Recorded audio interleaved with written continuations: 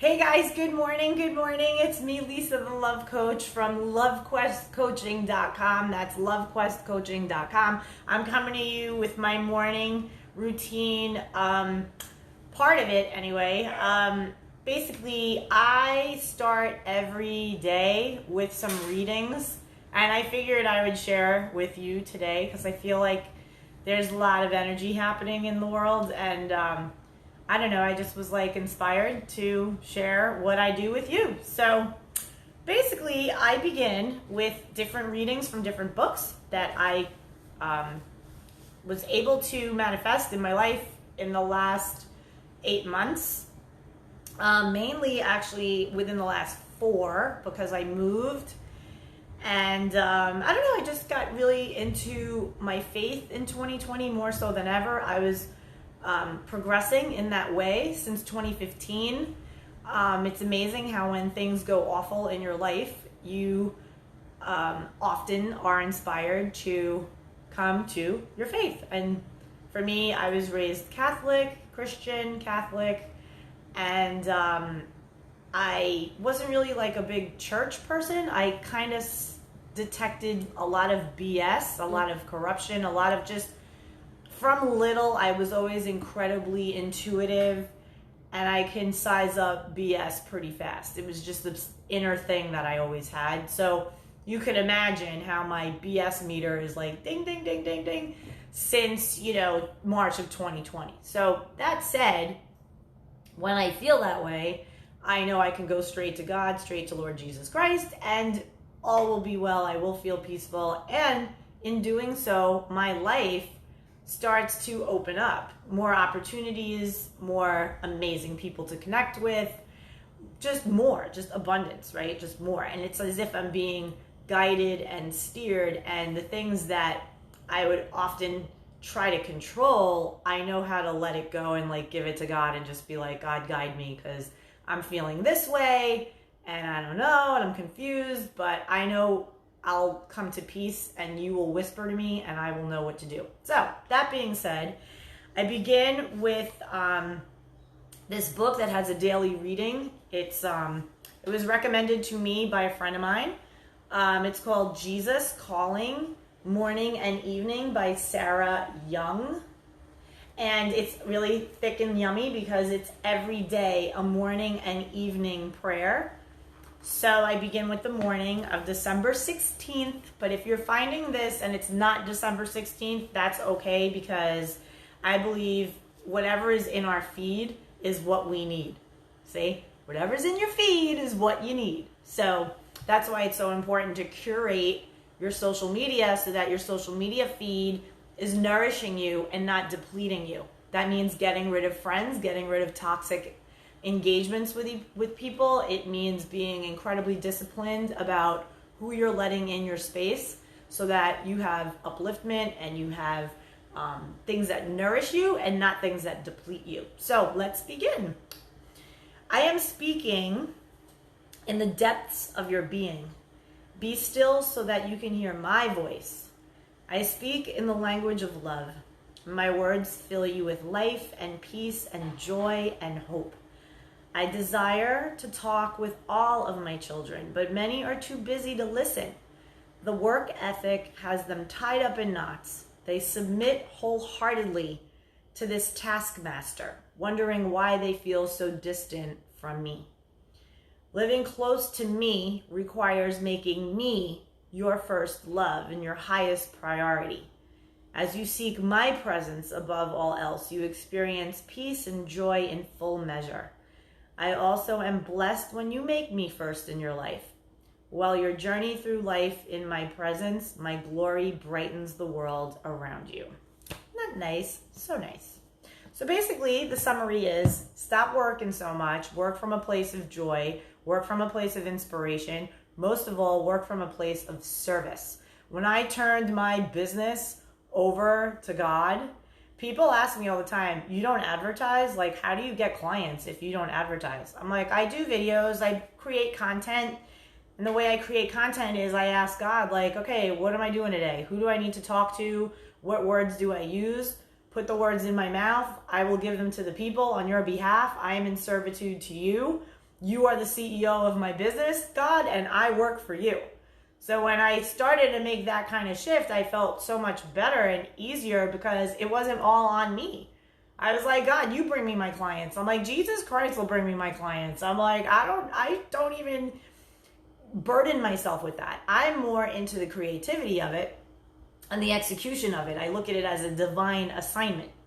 So when I started to look at my business that way, my business up-leveled, I up-leveled, and all these things started to come into play for me in my life. So it's really a mindset thing. Okay, so let's continue, shall we? This one's really good for people who are freaking out right now about what's going on in the world. So this one's really, really good. Planned long ago, for we are God's masterpiece. He has created us anew in Christ Jesus so we can do all the things that he planned for us long ago.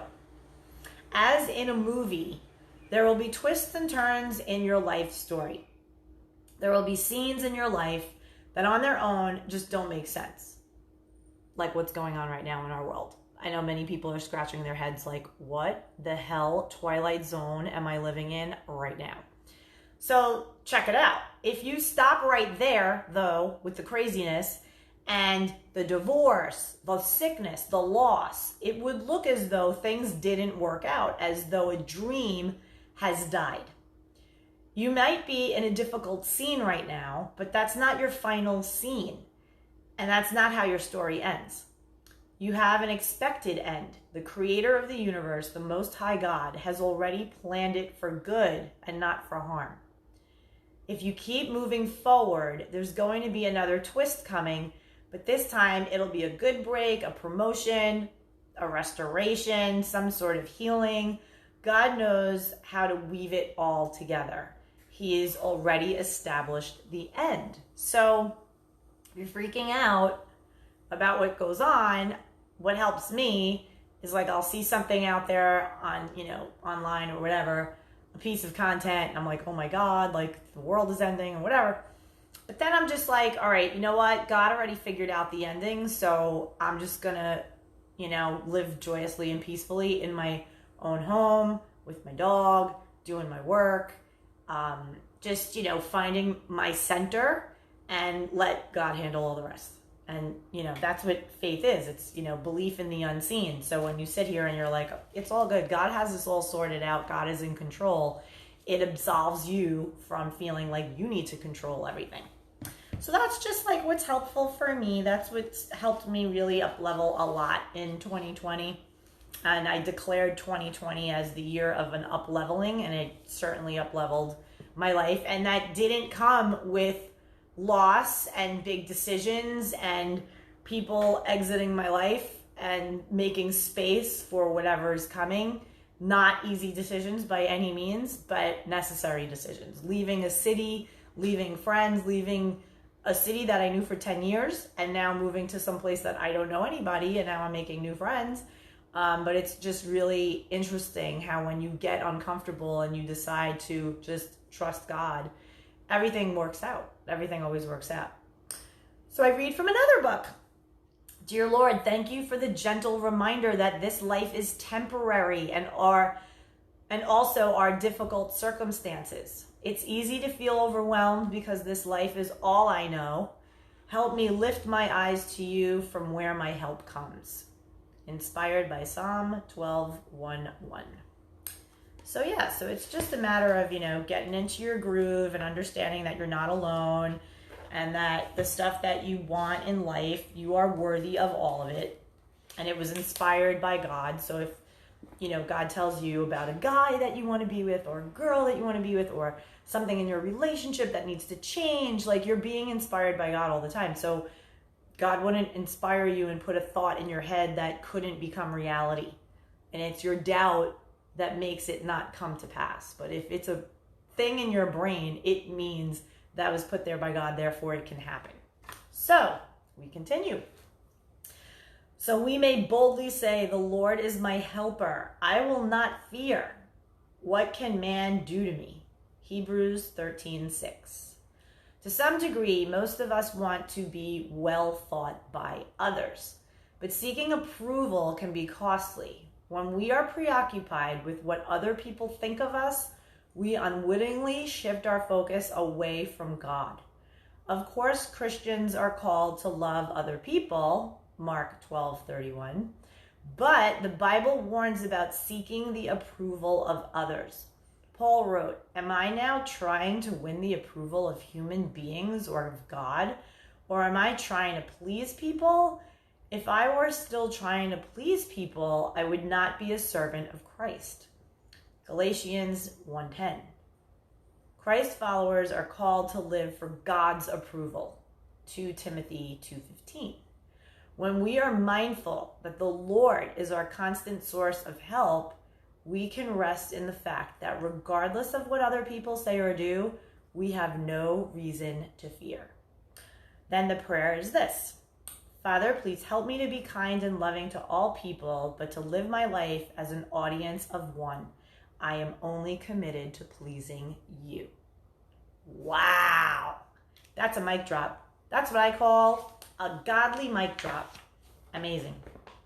Okay, we move on. I hope this is working out for you. I'm hoping that you're getting a little upliftment from my little share in my kitchen today. This is another reading that's coming from a book called Next Level Thinking and Journal. It's a Joel Osteen. And I feel like Joel gets a bad rap. People say he's like a charlatan and he's more of a motivator. But, I mean, he's definitely a watered down version of, like, you know, you want to go full on like Latin Catholic mass. I mean, obviously this is more like, I don't know. I respect Joel's work. I think he's really good at bringing upliftment to the world and sprinkling in with scripture. And he's a motivator. He just brings a lot of people peace in their heart. And he's been at the game for a while. Never really did anything corrupt. Can't really say. But, you know, these people, they come in, they go out. You never know what happens with anybody. But for now, I have his book, Next Level Thinking. What I ended up doing was I was called to go to a place near me here in Sarasota called Ollie's, Ollies. And it's just this like big random store. And they have a book section. And their book section has like all these books, super inexpensive, but like really good cookbooks. Like I got a keto book from there. And I just was wandering the section and I just felt called to like get all these books. And then some of them I, you know, coach with people and then they'll say a book and I'll always write down a book because I believe that when you hear of a book, it's because there's something in there for you. So I'll just like order it on Amazon and have it added to my book shelf and then I'll get inspired to pick it up. And sure enough, I'll flip to a page and it's like absolutely a message there for me. So I'm hopeful that when I'm sharing with you, you'll be like, oh my God, I really needed to hear that. It's a message for me. Thank you. So this one is about recognize your value. Be secure in who you are. Your value is not based on what you do, what your income is, or who you know. Those are all superficial. Those things can change. But your value comes from your Creator. God breathed His life into you, and you are a child of the Most High God. You have the DNA of Almighty God. Too often, we base our value on how someone is treating us, how successful we are, how perfect we live. The problem is, all of those things can change. So if you're trying to get your value from how people treat you and then they hurt you or disappoint you, you're going to feel devalued. But if you're basing your value upon your achievements and then something happens to that, you lose your job or whatever, and then you don't have those achievements anymore, your sense of value will go down and then you'll be living with insecurities and feeling all inferior. That is basing your value on your performance, external. I used to do that all the time. It's actually one of the symptoms of codependency is when you look for outside validation for your nourishment and you believe that your worthiness comes from people and not from God. And once I flipped that in my mind and I was able to catch on and like I had this moment in 2015 when I was healing from my divorce and I was in prayer and I was like, wait a minute. That's the thing I needed to know all along. My worthiness does not come from people. My worthiness comes from God. And that means no one can hurt me. No one can hurt me. They can make unfortunate decisions and they could And they can do things to me that aren't necessarily very nice, but they can't hurt me. They can't hurt me because they don't have my value and my worthiness in their hand. They're powerless. So this massively empowered me, and it like kind of totally changed my life. It changed the way, my God, after that moment, I said, I have to like tell the world this. This is like the biggest thing. I just flipped the script on codependency, changed my life. So how someone treats you doesn't change your value. What they say about you, what they do to you, it doesn't lessen who you are. Mistakes that you've made in the past doesn't lessen your value, doesn't decrease your value. That's what you did. That's not who you are. I always say to people that I coach when they're in regret, oh, I feel so stupid. I did this thing, or I dated this person too long, or I say, don't be unkind to yourself. You were simply making decisions based on the information that you had at the time. So there really aren't any mistakes. You were just operating from where your mind was then. But now you know better, so you can do better. So you always move forward from where you are, the point that you are. So you can buy a bigger house, you can drive a more luxurious car, you can get a big promotion that you worked so hard for, but that does not make you more valuable. Between you and me and God, of course, it makes you feel good, right? You're all about, abundance is amazing, right? These are blessings. But the blessings come when you feel worthy. You got to flip it. It's not, I am worthy because I have all of these blessings, these things. It's, I feel worthy, and then those things come. See how it's different? So this is the stuff that I work on with people that I coach a lot, because a lot of times people struggle with people pleasing, and they think their worthiness is all caught up in their jobs and how much work they do. And in actuality, it is not. And when they realize that, they're free. And then they start working and serving from a place of service and a place of joy, as opposed to fear and lack and scarcity. They really step into their abundance. And that's when their relationships change, and they end up attracting amazing people. They might be called to end a relationship that's not going in the direction that they want to go. So it's all good, and it's all inside you. You were just as valuable when you had the small apartment and no title behind your name. That position may give you more influence, but not more value. If you're a stay-at-home mom raising your children, you might not have the influence of a CEO, but you certainly have the same value. And I'm going to have to disagree with Joel on this point. I believe these days, especially now that we've seen what the world has become and how indoctrinated our students are, our young babies that are in schools and they're being fed this propaganda, I think the power of the stay-at-home mom who's homeschooling her kitty, oh my God, I feel like they are truly heroes, especially when they decide, I'm going to create my own curriculum for my kid. I'm going to teach it how to budget money, interest rates. I'm going to teach it how finance works. And the parents are like, I'm going to learn this too. And so then it becomes functional learning. Not propagated, indoctrinated learning, but functional, real life learning. Things that you need to learn in life to function optimally. So I think I give a shout out to all the moms out there who, since COVID, have been holding it down, trying to do their furlough work, and simultaneously doing the homeschooling thing with their kids. And actively involved, not just leaving them in a room with a computer and letting the teachers indoctrinate them even more, but being there and seeing and having a watchful eye and even deciding on the curriculum that they are going to give their kids. That is badass. In Luke 4, Jesus was led by Spirit into the wilderness, where he was tempted by the enemy 3 times. He'd been out there for 40 days and he hadn't eaten anything. So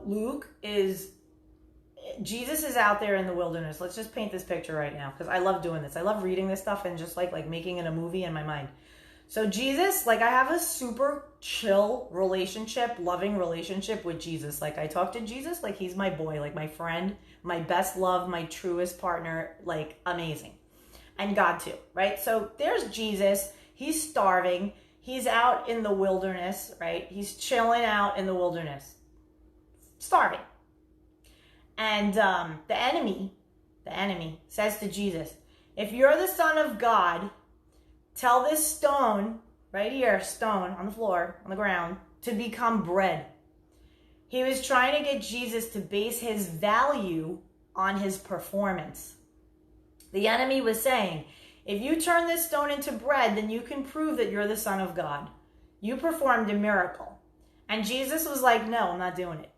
Such a badass. Jesus is like, let me tell you, when the enemy comes at Jesus and Jesus is like, listen, I decide what I do when I do it, not you. I have nothing to prove to you. I love it. He said, man doesn't live on bread alone. That's where that expression came from. Man does not live by bread alone. He was saying, in effect, I don't have to do anything to prove who I am. I don't have to do performance to feel good about myself. I know who I am. So I ask you, are you performing in your life? Is there any way or category of your life where you're like in performance mode, right? Like, I'll give you an example. People always say to me, Lisa, Jesus, like, you know, you go out on these videos. Sometimes you wear makeup, sometimes no. Like right now, I just like woke up. You know, I woke up, I cleaned some stuff. I have laundry folding happening. Whatever. I'm not like hair done, makeup, nothing. But I felt compelled to give this message and people dig the authenticity. And also, I'm in a place and a season in my life where I don't care. I know who I am, just like the way Jesus said here. So it doesn't matter to me what people think about where I am in this particular part of my life. I know where I'm going and I know where I've been and I know where I am and who I am. So, and I also know who and where my value comes from. So none of it matters. So it's a very powerful place to be, right? And that's what I encourage people to do. And when they coach with me, that's the message. That's what they're filled with. So, you know, it's really important to get around people who, when the whole world is telling you, you have to be better, you have to do more, you have to produce more, that you have a mentor in your life or a partner in your life that can keep you grounded and say like, no, you're right where you're supposed to be. You're doing amazing, and validate you right for where you are and who you are right now. The enemy couldn't deceive Jesus into basing his value upon his performance. So in the second temptation, he tried to go with a possession-based value. He took Jesus to a high place and he showed him all the kingdoms of the world in a moment of time. The enemy said, you can have it all. You just bow down and worship me. Now, in these times that we're seeing unfolding in our world, this cannot be any more profound. When you look at Hollywood, when you look at these people, these billionaires, these technocrats, these, these elites, right? It is said by many that this exact thing happened to these people, where they were asked, bow down and worship me and you can have it all. This is why you see, in Hollywood, there's satanic cults and all kinds of crazy stuff going on. Nobody wants to talk about it. Oh, it's just a conspiracy. It is not a conspiracy. And it's permeating government. It's permeating religious institutions. And we see this unfolding right now in our life. So when we look at the Bible, when we look at the story of when Jesus was taken to a high place and showed all the kingdoms of the world in a moment of time, and the enemy, which we could say Satan, said, hey, Jesus, check it out, bro. I'm going to take you to the top of this mountain. I'm going to show you all the kingdoms. I'm going to give you a glimpse of everything that you can have. And you know what? You bow down and worship me, and I will give it all to you. And Jesus said, yeah, I'm good. No thanks. I don't need possessions to prove my worth and value. I don't have to have what you think is important to feel good about who I am. Possession-based value didn't work with Jesus, nor did performance-based value. So the enemy tried one final temptation, a popularity-based value. He took Jesus to the highest point of the temple. It was crowded below, all kinds of people. And he said, look at them all. Look at them all. If you're the Son of God, jump off this building. You said your angels would protect you from any harm, right? He was trying to get Jesus to show off. Jesus is sitting here like, bro, I'm not a magician. I'm not like, oh, look at me. I can do tricks and magic. That's not what he was about, ever. So Jesus was like, listen, Everybody in the temple area would see him floating to the ground. People will be amazed. They'll be like, oh my God, look at Jesus. He just jumped off the building and floated to the ground. Look at him. I'm going to follow Jesus. He'd gain instant popularity. And Jesus saw the enemy, saw right through the enemy again. And he was like, listen, I don't need possessions. I don't need performance. I don't need popularity to feel valuable. I know who I am. I am the son of the living God. So whenever you're sitting there thinking, I have to please this person, Christmas is coming, we have COVID, I have to have people at my house, but only a few at a time. Maybe I'll have 4 different holiday parties because I have to please everybody. And you're getting yourself all stressed out. Take a pause, take a breath, and say, we're going to do a Zoom Christmas this year. We're going to get everybody up in a Zoom. We're all going to open presents and I'm going to hang out. Why? Because my worthiness doesn't come from you lunatics. My worthiness comes from God. And if I choose to have 20 people in my house, I will. And if I choose to have 2 in my house, I will. But God loves me all the same. Okay? So there you go. Know where your worthiness comes from. Doesn't come from people, comes from God. The enemy tried to deceive Jesus into proving who he was. Many people live in proving mode. They can't feel good about themselves until they prove to people that they're important, that they prove to their coworkers that they're talented. Look at me, I did this report. Look how wonderful I am. Give me a promotion. Why aren't you giving me enough money? To prove their critics that they're really okay.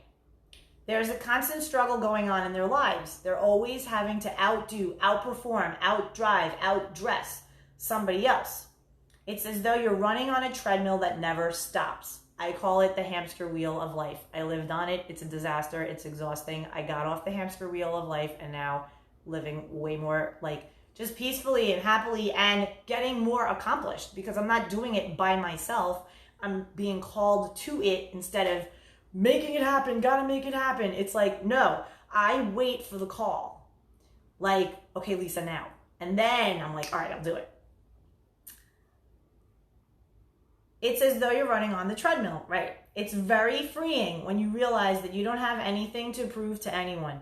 You don't have to impress people. Consider this. We all struggle with proving ourselves. Think about what areas of life that you're facing now that involves trying to prove yourself. What valuable lessons can you take from the example that I just gave and the thing I just said about, do I want to live this way, proving myself to people all the time? And then when you look at the scriptures, it says, am I now trying to win the approval of human beings or of God? Or am I trying to please people as if I was still trying to please people? I wouldn't be a servant of Christ if I was trying to please people all the time. I praise you because I am fearfully and wonderfully made. Your works are wonderful. I know that full well. Thoughts for today. Don't let your happiness depend on something you may lose. Only upon the beloved who will never pass away.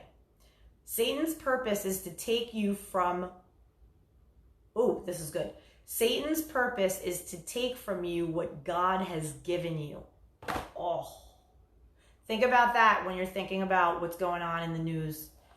Satan's purpose is to take from you what God has given you. So what has God given us? We live, I don't know where you're watching me, but obviously, if you're on social media and you're seeing this, you probably live in America somewhere or another part of the world where you're free, where God put you to be free under God's laws, under God's desires, not a government. So you're watching this and you have to really keep in mind that Satan will try to take from you what God put for you.